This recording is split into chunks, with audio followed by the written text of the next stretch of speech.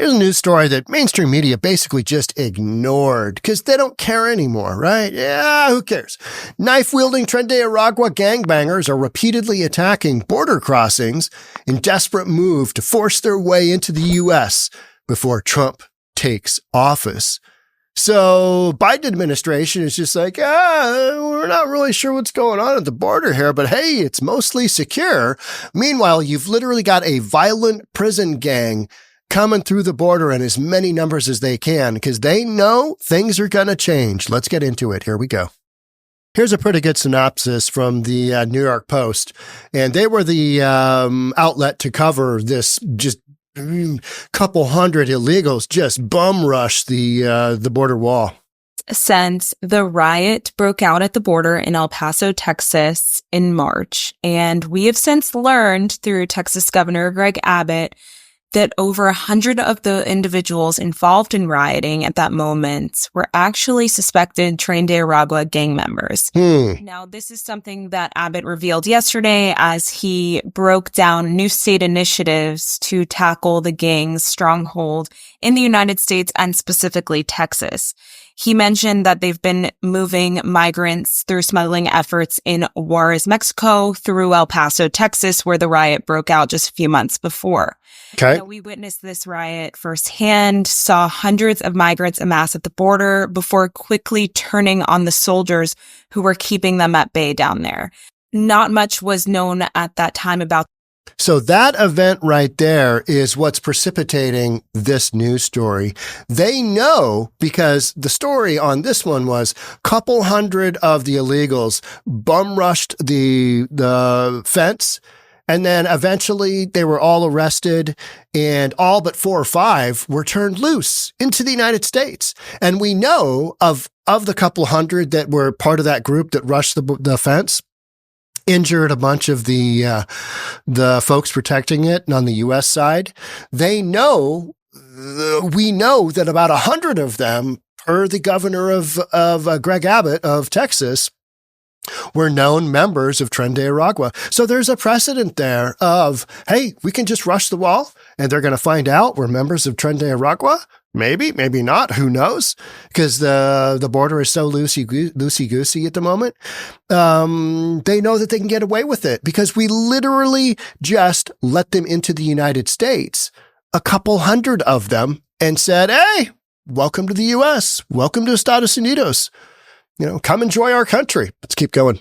Those migrants, other than that they were mainly from Venezuela and had been waiting to come into the United States, hoping that once Border Patrol apprehended them, that they would be released into freedom. More than 200 Which they were. Faced rioting charges by the state, but those were quickly dismissed. Many of them were handed over to Immigration and Customs Enforcement, and dozens were then released into the United States. It's not clear if those gang members were released as part of that group. But what is known is that Tren de Aragua members have been released into the country in the last couple of years to wreak havoc in the United States in places like Aurora, Colorado, where they're taking over apartment complexes. True. As well as in El Paso, where they are operating stash houses out of hotels. In places like New York City, they've been shooting cops and smuggling those guns used to carry out their crimes into migrant shelters in food delivery bags. Much has been brushed under the rug by state and local leaders facing these issues, including in Colorado, where the governor there has told us that this is imagination, that they've been taking over apartment complexes. And now Governor Greg Abbott in Texas, in contrast with that, is taking his own actions to go after the gang, seeing that they're likely here to stay. The United States right now doesn't have diplomatic relations with Venezuela, which is now refusing to accept deportations from the United States. So many of... But Guatemala has stepped up and said, hey, we'll take some of them. We'll just see how that goes. I mean, what kind of backdoor deal was set there, right?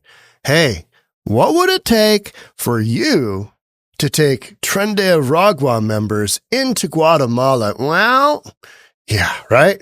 Them have removal orders, but can't get deported at the moment. And Texas is not a welcome place for them now. We've got 1.4 million illegals in the United States with deportation orders in place already. Yeah, some of those are criminals. Some of them aren't. We're going to go ahead and, target them along with actual criminals, ones that aren't, the ones that are criminals, not on that list yet. That's going to take probably most of the administration's time in office to just go after, call it 1.5 million, 2 million, something like that. He's designating the group as a foreign terrorist organization. He's increasing the penalties and trying to work to seize some of the assets of Tren de Aragua members.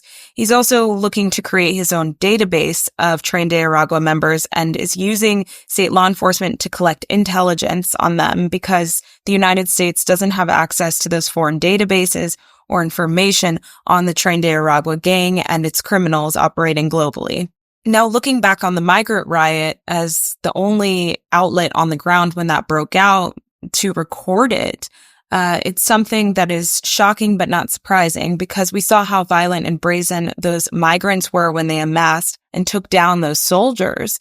But it's now clear that they were also part of just an organized effort and an organized criminal gang, allegedly, that took part in something much more nefarious. If you're enjoying this content, head on over to reasonabletv.com. One of more recent member content pieces, illegal migrant torches New York City commuter.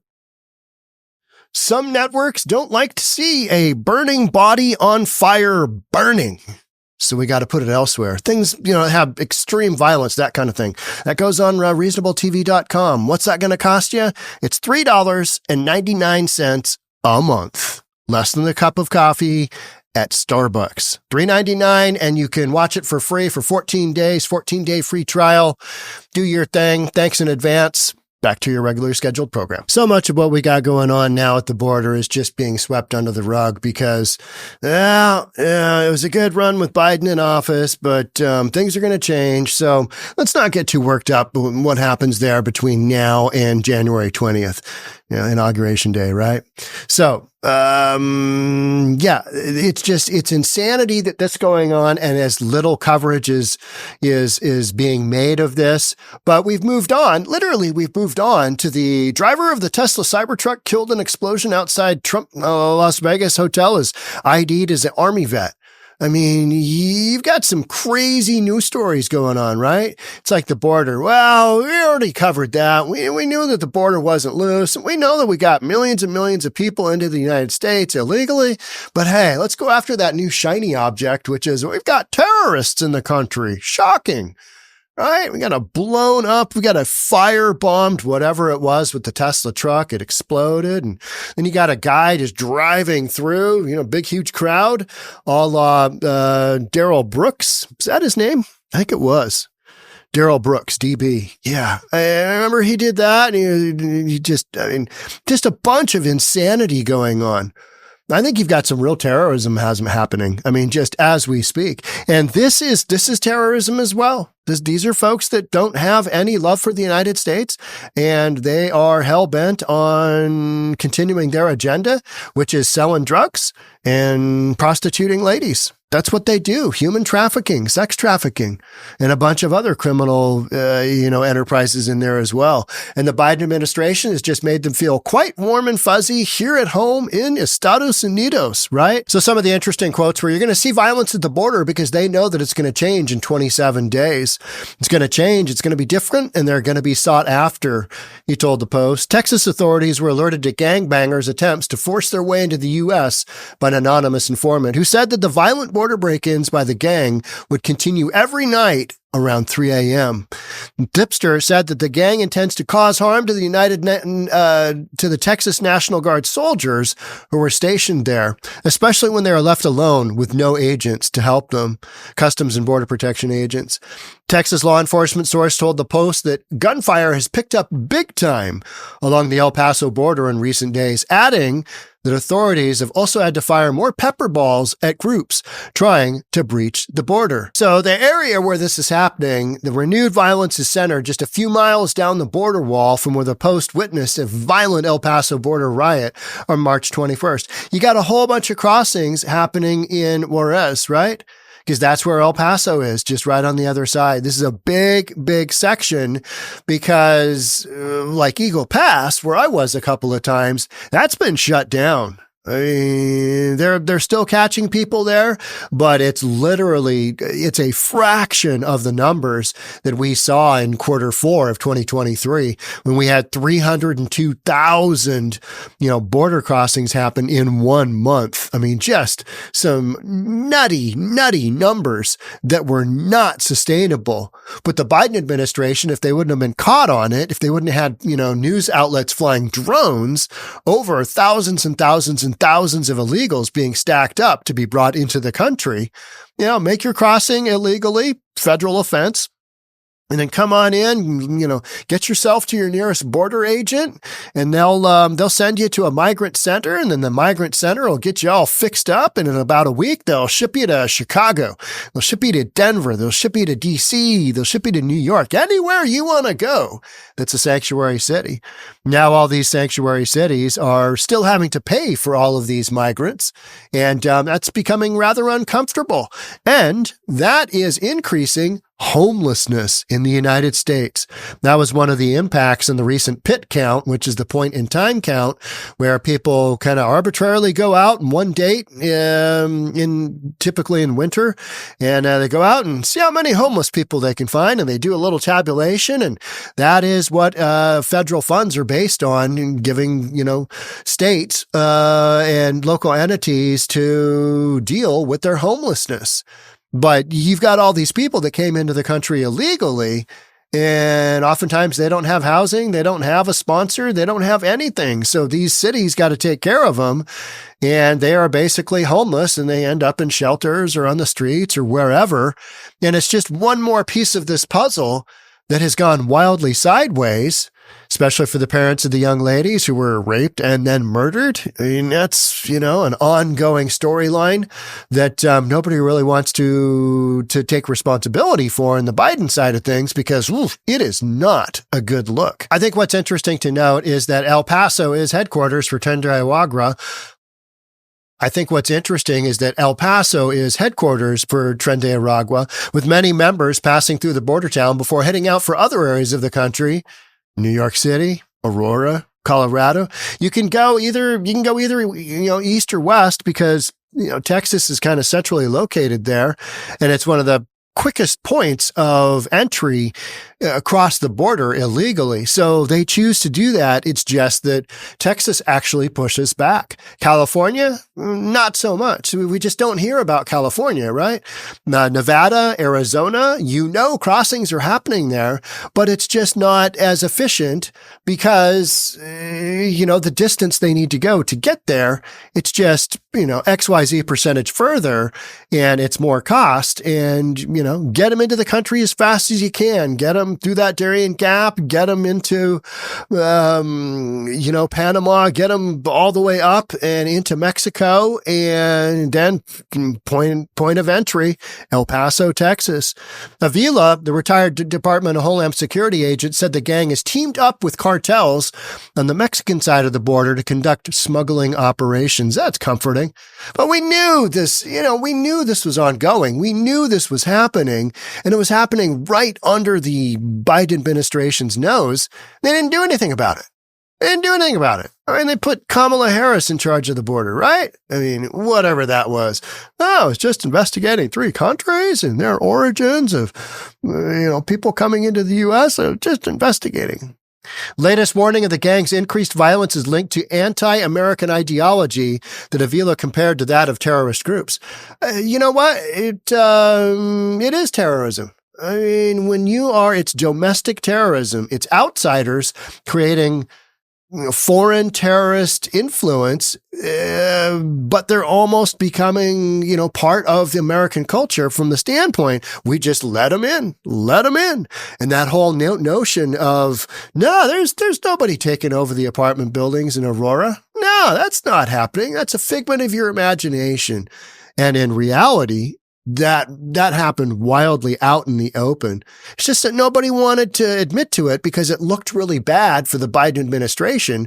And now that they absolutely tanked their chances at presidency, I mean, that was the worst tanking probably of all time, wasn't it?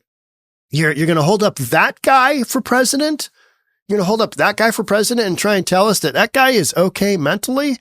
And then you come up with the genius move of Kamala Harris? I mean, what are you even doing? What are you even talking about? That is some just absolutely mind-numbing, decisions that to me are like, what? We're doing what? Oh, because Kamala Harris couldn't even go on a Joe Rogan podcast because could you imagine 3 hours of Kamala Harris's, word salad? 3 hours of that? No, nobody else can either. And even her own handlers couldn't. And they said, no, she's not going on there. So much, but she will go on, Club Shay Shay, and she will go on Call Her Daddy. And look how that worked out. Yeah, not all that well. So this storyline here, it's ongoing. The border is still under siege to much lesser numbers because Texas put up a fight, and Joe Biden, he contacted Mexico and said, hey, you got to stop these numbers from coming in. It's not looking good for my presidency. And it wasn't. That on top of inflation, on top of a bunch of other stuff, literally tanked Democrats' chances at having a president. And Biden knew it, and Trump knew it as well. And Trump obviously campaigned on the other side. And here we are. Tren de Aragua struggling to get into the country. And they'll keep doing their thing. It's just going to be a different fight, right? It's just a different fight. It's wild how all of this is just unfolding. And, most news outlets just don't give a crap anymore. Well, it doesn't really matter because, that's always going to happen. And you're always going to have people struggling to get in, but not necessarily violent prison gangs from Venezuela. That's why we're still covering it here on News for Reasonable People. Thanks again for being here. I'll catch up with you in the next one. Bye for now.